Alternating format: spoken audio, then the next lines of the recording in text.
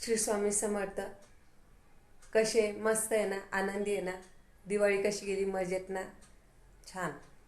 Blog बनवायचं कारण असं की हा जो घराला रंग दिसतोय, हा रंग 8 महिन्यापूर्वी असा नव्हता. ह्याच्या अगोदर पिंक कलरचा रंग होता, पण इथे कसं पाऊस जास्त असल्यामुळे भिंतीमध्ये ओलावा राहतो, त्यामुळे सगळा कलर निघून पडतो.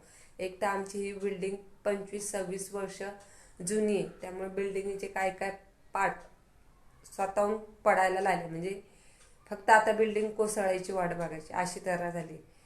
पण त्याच्यामुळे मी बिल्डिंगमध्ये राहत असल्यामुळे मी घराला रंग देत नव्हते.